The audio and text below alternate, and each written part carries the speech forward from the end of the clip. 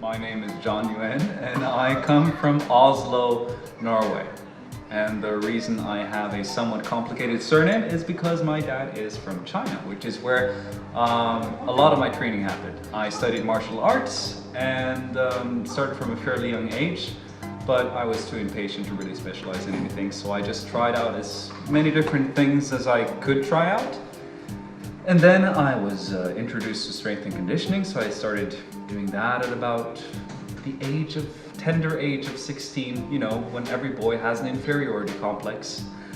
And then after that, I started dancing. I started dancing at the opera in Norway.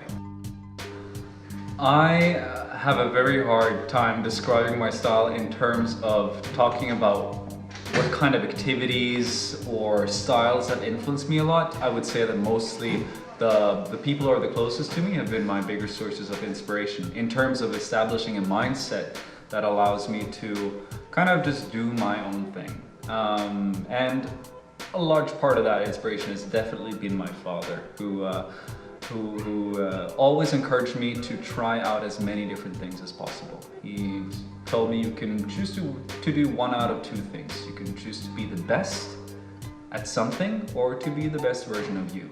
It's totally up to you. So you can just try out different things and allow yourself to be influenced by all of those things and how it shapes your body as well as how it shapes your mind. So I would say that definitely contemporary dance has influenced it a lot, and Jeet Kune Do, which is a martial art, which is kind of like an MMA type of martial art. I really like the mindset of that martial art, and some Tai Chi as well. Those have been major influences style-wise. The first class was kind of an abbreviated version of the floor work workshop I do. In the floor work workshop I focus on a lot of the practical aspects of moving on the floor.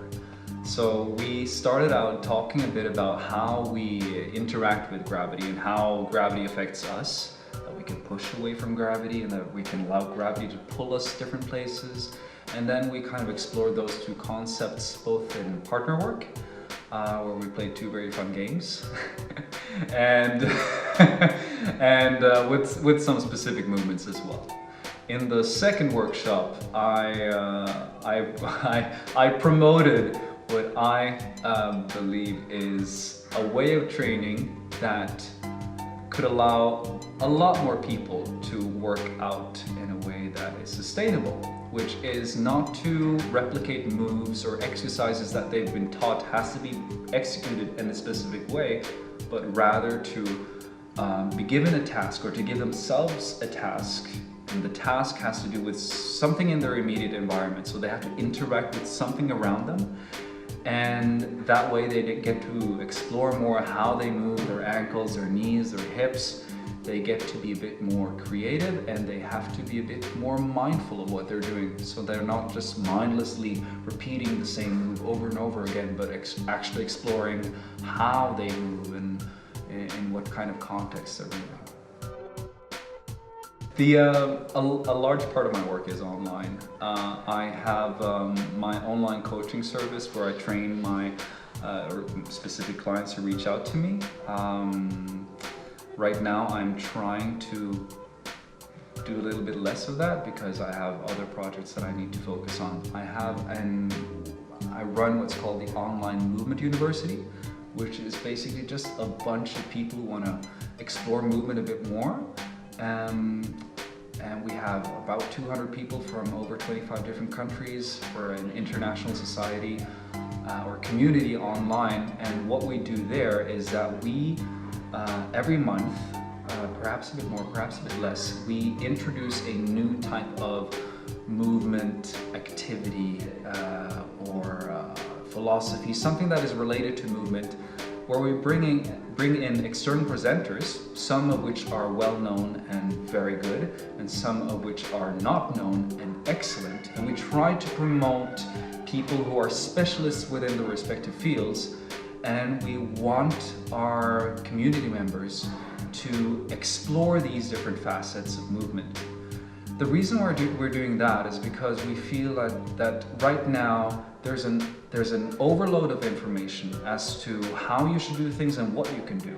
So we simply want to provide people an experience, and after they have received the experience, then we have a talk. We talk about, is this relevant to you? Is this fun to you? What do you think is beneficial, and what do you think is perhaps detrimental or negative about this? We go about it that way because usually the way people start moving is oftentimes they get a piece of information from someone. This is why you should move this way. This is why you should do this activity. And then you start doing that activity while having that piece of information in the back of your head. What we want to do, we want to give the experience first, and then we allow you to develop information for yourself.